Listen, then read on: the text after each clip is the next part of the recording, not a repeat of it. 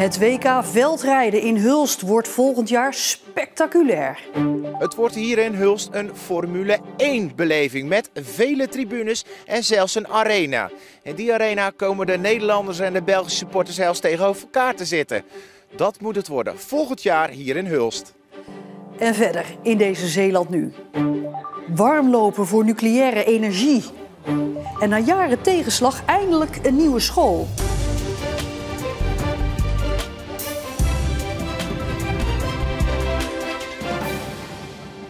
Goedenavond. Mathieu van der Poel won gisteren in het Franse Liévin het WK veldrijden. En over precies een jaar is dat WK in ons eigen Hulst. Vandaag zijn de plannen gepresenteerd en die zijn uniek. Want in Zeeuws-Vlaanderen wordt het totaal anders aangepakt dan andere WK's.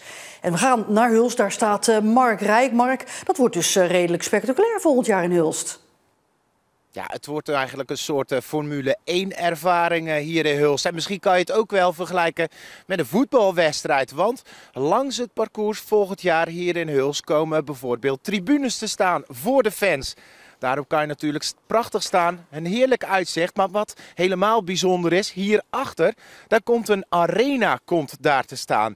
En aan de ene kant van de arena komen de Belgische supporters. En aan de andere kant komen de Nederlandse supporters. Ja, en daartussen daar komen zeg maar de gladiatoren Van der Poel, Wout van Aert, allemaal doorheen. Ja, het zijn unieke plannen die we bij een wielerwedstrijd echt nog nooit hebben gezien. Zo gaat het parcours eruit zien volgend jaar. Een groot gedeelte gaat over de vertrouwde route van de vestingcross, onder meer langs de molen, maar ook over een nieuw veld. Daar worden VIP-tenten geplaatst en is de Nederland-België Arena. De organisatie is op het idee gekomen door een samenwerking met de organisatie van de Formule 1 in Zandvoort. En het veldrijden en Formule 1 zijn op dat vlak misschien wel een beetje vergelijkbaar. Dus dachten we van, laten we het ons iets specialer maken in Hulst. Dus we proberen ook die tribunes hier neer te zetten. Het wordt wel echt uniek. Dit is in het veldrijden echt nog nooit gedaan. Het is nog nooit gedaan in het veldrijden, dus het leek ons zeker een uitgelezen mogelijkheid om dat voor het wereldkampioenschap 2026 in Hulst te gaan proberen. Die tribunes kosten geld en daardoor is een kaartje duurder dan normaal. Bij het WK gisteren in Frankrijk kostte een kaart nog €30. Dat wordt volgend jaar voor 1 dag €35. Wil je op de tribune staan, dan kost je dat voor de zondag €50. We zijn een jaar later, alles wordt ook gewoon iets duurder. Maar net daarom ook van, we gaan er ook een totaalbeleving van maken. Dus op zich, ja, ik denk die €5 zal het verschil ook wel niet maken, denk ik. Gisteren nam Hulst het stokje over van Liévin. Een delegatie was daarvoor naar Noord-Frankrijk gereisd. Mark, zijn er dan voor de rest nog opvallende nieuwigheden? Nou ja, als je vestingstad zegt, dan zeg je natuurlijk ook water. En in de vorige edities dan gingen de renners over de reguliere wegen van de ene naar de andere kant. Dat is volgend jaar anders, want in het water, zoals hierachter, daar komen pontons daar te liggen. En daarover gaan de renners van de ene kant naar de andere kant gaan ze rijden. Dat is alles vaker gebeurd, maar dan gaan er volgend jaar 4 keer gaan ze zo heen en weer naar de andere kant toe. En dat is toch best wel uniek. En dat heeft ook nog eens als voordeel dat er veel meer toeschouwers hier naar Hulst kunnen komen. Ja, want hoeveel van die toeschouwers gaan er komen naar Hulst, denkt de organisatie? De organisatie schat ongeveer 50.000 à 60.000 mensen die volgend jaar op die zondag naar Hulst gaan komen. En om je dan een vergelijking te geven, naar Concertatie, als dat helemaal is uitverkocht, ja, dan komen er 45 per dag er naartoe. Dus volgend jaar Hulst, ja, dat wordt een van de grootste evenementen die we hier ooit in Zeeland hebben gehad. Als iedereen gaat komen natuurlijk. Iets om naar uit te kijken. Mark Rijk, dankjewel. Zeeland krijgt €13 miljoen uit een nieuwe ronde van de regio-deals om de leefbaarheid te verbeteren. Het geld is bestemd om meer inwoners en bedrijven naar Zeeland te halen, ook bedoeld voor woningbouw en om de vitaliteit van inwoners te verbeteren.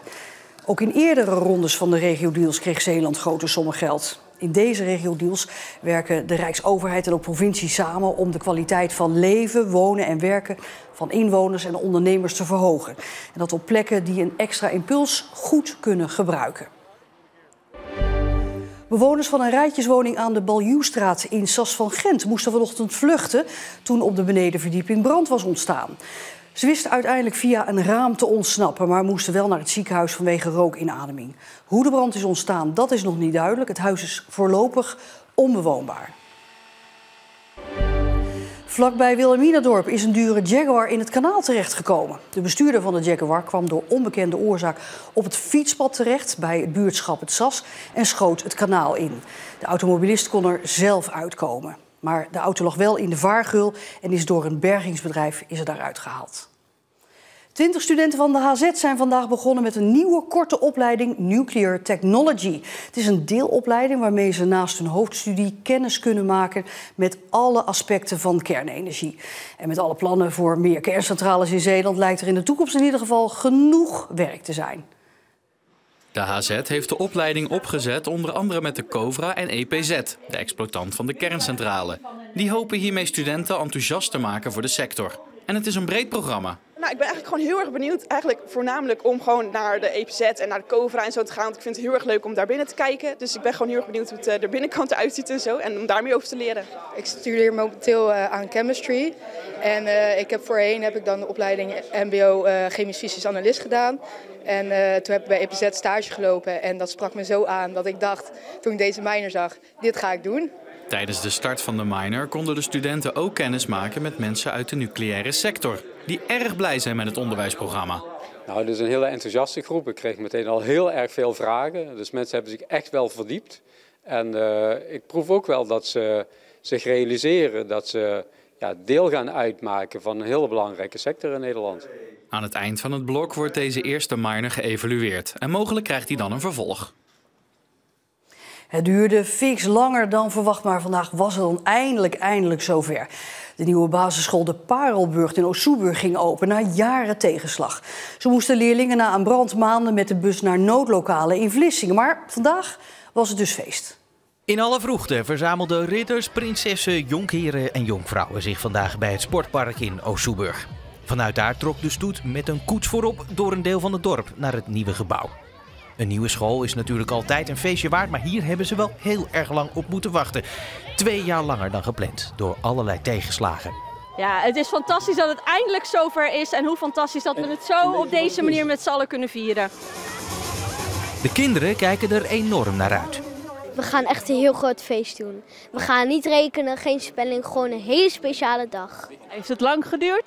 Ja. Waar kijk je het meest naar uit? Naar de glijbaan. Wat zit er een glijbaan in, een nieuwe glijbaan? Ja.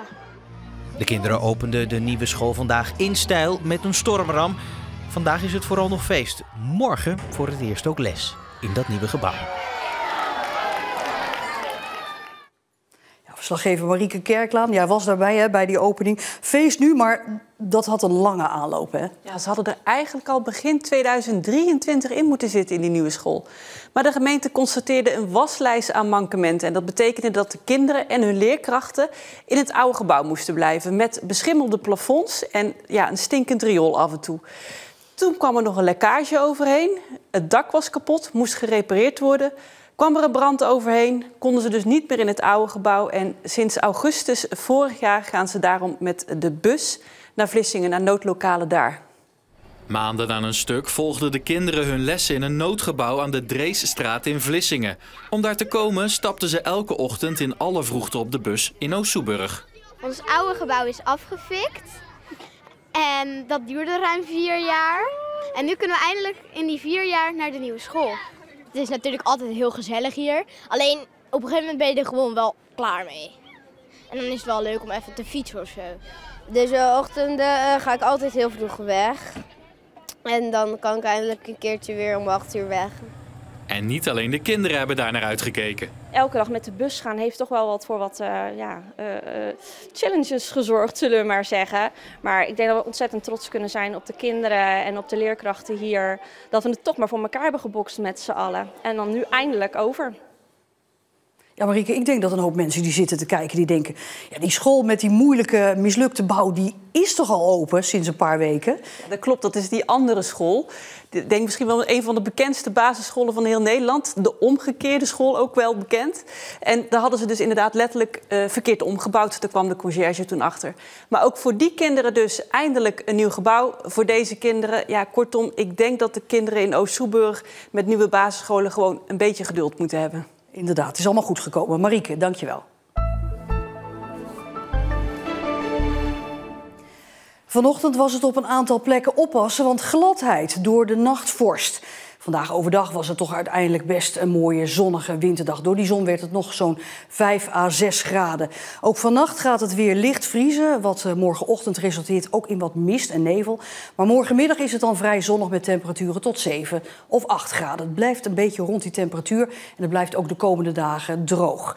Meer verhalen uit Zeeland op de app en onze website. Lees daar over de onbekende inwoner van Schouwen-Duiveland die dit weekend de jackpot van de lotto heeft gewonnen. Bijna 8 miljoen euro. Als hij of zij er nou maar geen Jaguar voor koopt. En tot zover deze Zeeland Nu. Nog een hele fijne maandagavond en graag tot morgen.